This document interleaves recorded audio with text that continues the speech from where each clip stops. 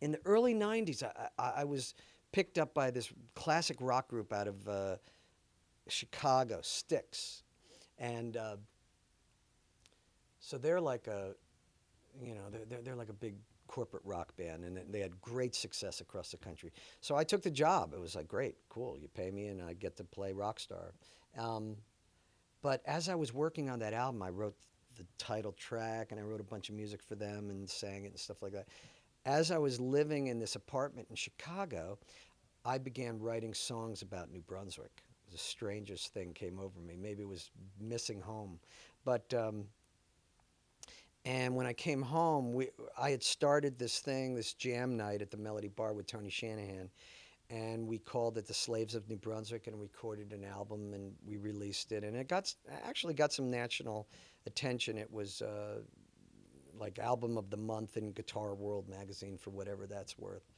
But in the process of recording that album and writing these songs about New Brunswick and the New Brunswick scene that I knew, I started to dig back further, and I was always aware that Paul Robeson, the great singer, he was like a bass baritone singer, actor, you know, he was just like a Renaissance guy, and the first black athlete, I think, to come through Rutgers.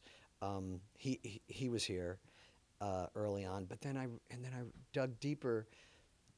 The thing that blew my mind most was that this dance craze, the Charleston, had a theme song. It's like, like I'm old enough to remember the Twist, and Chubby Checker was kind of the face of the Twist, perhaps. He probably didn't dream it up, but he was the poster boy for it. I don't know if the dance itself started here at the Charleston, but the song, the Charleston, which kicked off the dance craze nationally, was written by a local guy named James P. Johnson, who was a brilliant stride pianist from New Brunswick, New Jersey.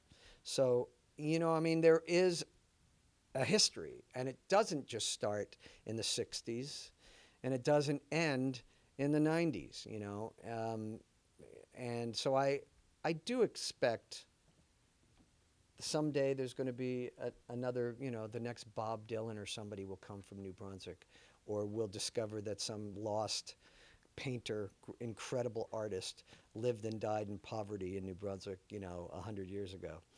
Anything's possible. So it's a cool place. That's that.